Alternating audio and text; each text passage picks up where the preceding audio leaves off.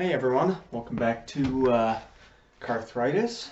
My name is Andrew, my pronouns are he and him, and today we are going to be working on my old bug here, doing a couple different things. First, we're going to be readjusting the ride height on the driver's side with the torsion bar and spring plate. Then we're going to adjust the rear brakes, and then we're going to finish it up by bleeding the front and rear brakes. And that's about it for today, but just want to show you some of the processes and some tricks, some tips for getting it done easier. And I don't know if you can tell, but it's very cold out here in Colorado, so don't want to waste too much time, so I'm going to glove up and get to work. Alright, first I'm going to undo the lug nuts while I have the car on the ground. It's just going to make life a little easier. And I'm going to be undoing both rear wheels because when I bought these I was a little lazy and didn't drill adjustment holes in the backing plates of my rear brakes, so I have to take the wheels off to adjust them, but not too big of a problem. Just got the one locking wheel nut here. And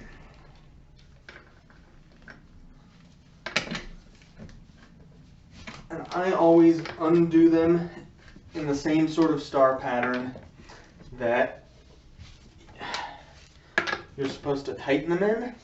And the reason I do that is plain and simple, consistency. The best thing you can do when you're working on cars is try and be as consistent as you can in all of your processes. So undoing wheel lugs in the same star pattern that you tighten them in is one way. Another way that I do it is I adjust brakes in the same pattern that I bleed them in. So now that I've got that done, I feel comfortable with starting to lift the car off the ground a bit. I like to try and get my jack stands kind of not in place obviously, but ready to slide under the car. Just kind of for safety, I don't like having the car supported just by the jack for too long, so having everything ready to go kind of makes it a little easier on my anxiety. Alright, so I've got the jack stands in place. I've got them set at roughly the same height. It's good to kind of keep the car just level, even when it's in the air like this. So I'm going to go ahead and let it down very, very slowly.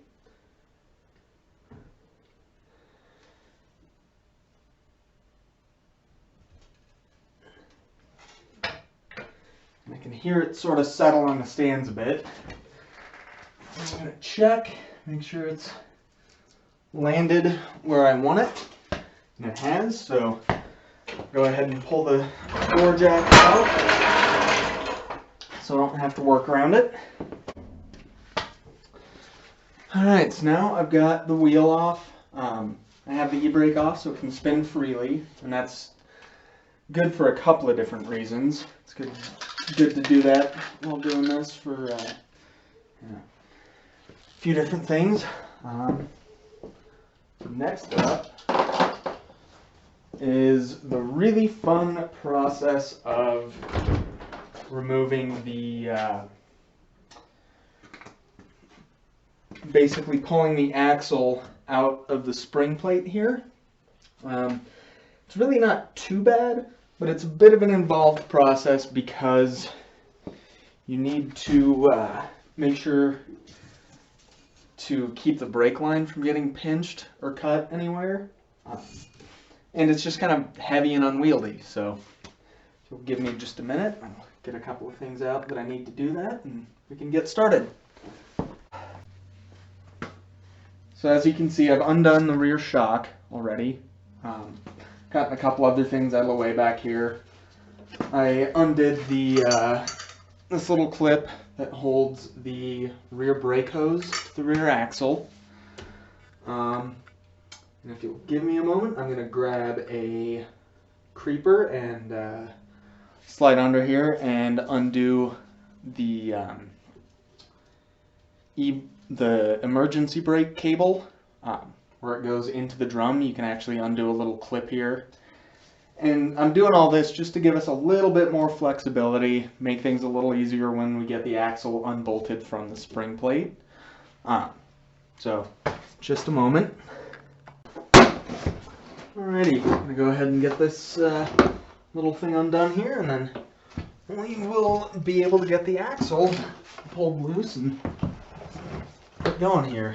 So, just got one little 13 millimeter here.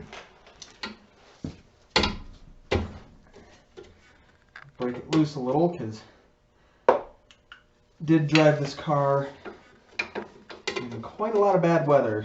It's the last time I've worked on it at all, so everything's just a little dirty. Like any good car. I've got that undone. Can kind of pull the e-brake cable around a little bit and get going on things. So to undo the axle, we have 3 large nut and bolt assemblies. We've got this one back in here, this one up top, and this one down here at the bottom. And these are always really hard to get off, so I'm probably going to have some angry grunting here.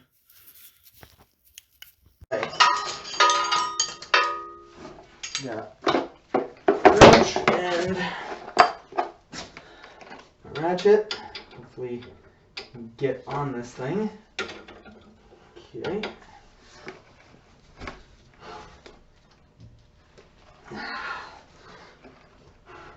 Oh, jeez. Just alive. This is the last asshole to do this.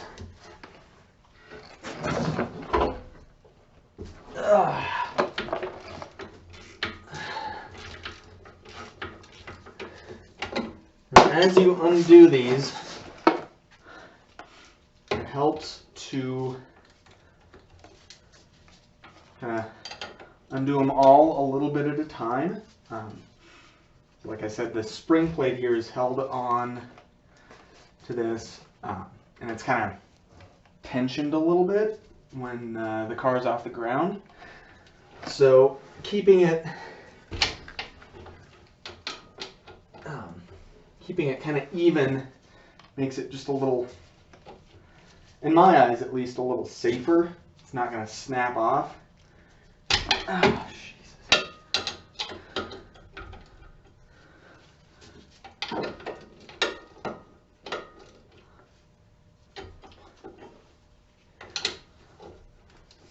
Another kind of smart thing to do before you get these too loose is to mark where this is using some sort of paint marker or something, because these spring plates are slotted here on the top. It just helps keep the rear wheel alignment correct. There's a lot of difficulty attached to aligning the rear wheels on a Swingaxle Volkswagen. So this is just one good simple way to make sure it stays correct.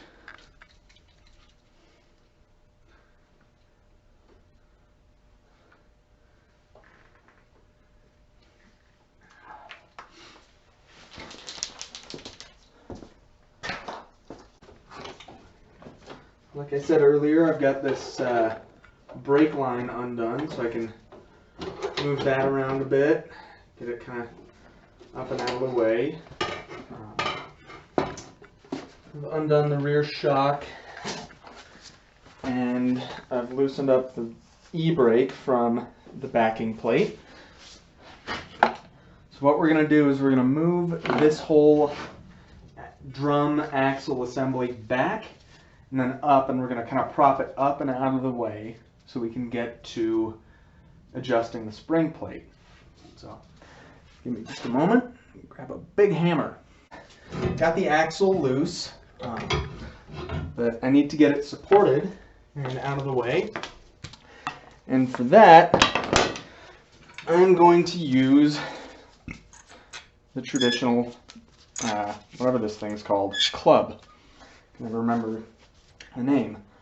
And it might seem a little janky, but it's very skinny, stays out of the way, and cradles the axle really well. I figured this out one time fighting this thing, and I was using a 2x4. It didn't really work so well. So this is a much better way of dealing with this. Alrighty, so next we are going to be removing this spring plate, or the torsion bar cover here. It's just 4 bolts, but you're going to want to be really careful because this is still under tension, and it's on a bit of a stop down here, but it will spring down on you, and it's really scary when it does that, so just be careful. Start.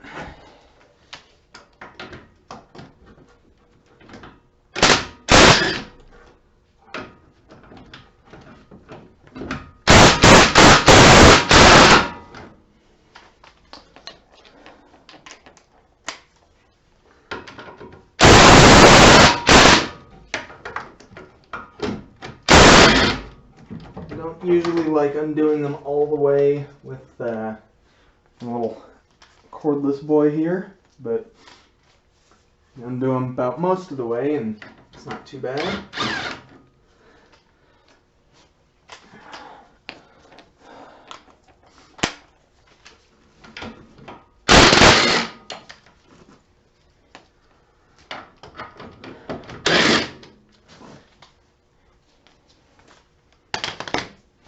Pry that loose.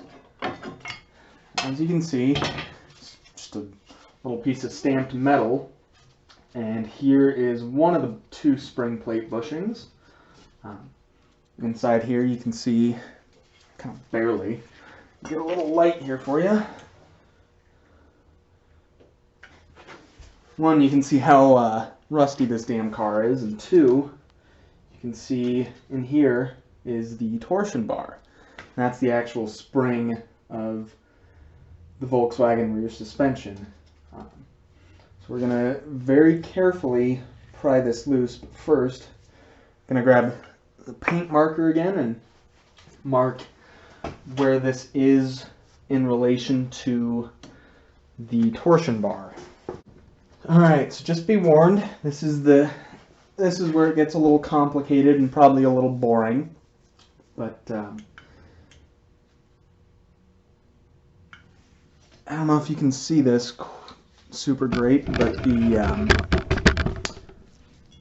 the torsion bar has splines on the outside of it that keep the spring plate in place relative to it. So what we're going to be doing, it also has splines on the inside,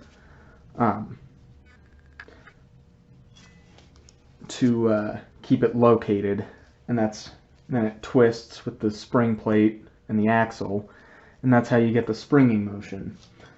But there's a different number of splines on the inside and the outside of the torsion bar, and by twisting it around on the inside and then changing the position of the spring plate on the outside, you can actually adjust your ride height. So what I want to do is mark where the spring plate is relative to the torsion bar, and then pull the spring plate off, adjust the torsion bar, put the spring plate back on relative to in the same position where it was relative to the torsion bar, and then adjust it further from there.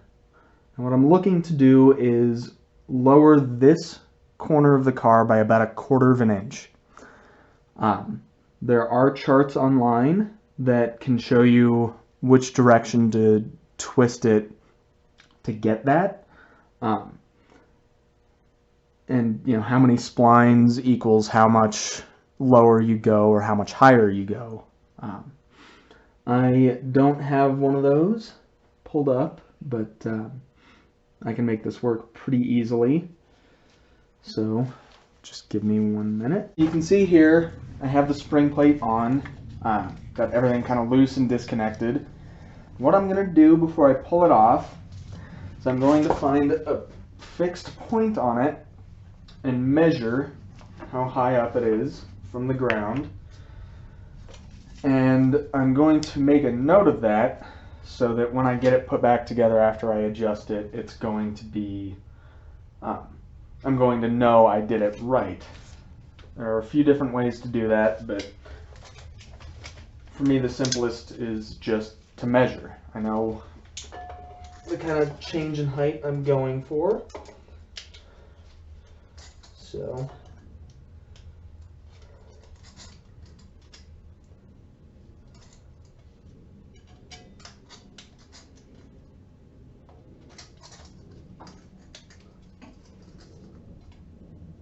that is 14 inches from the ground exactly. Mark that with my paint marker. So right here in the middle of this little flat piece here, it's 14 inches from the ground exactly.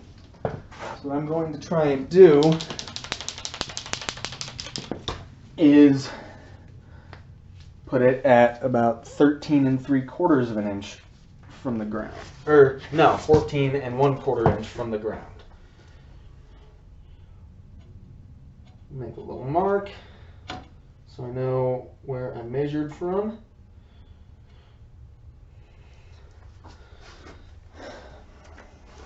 A lot of things about mechanical work is just making sure you know what you're doing, making sure you know where you measured from.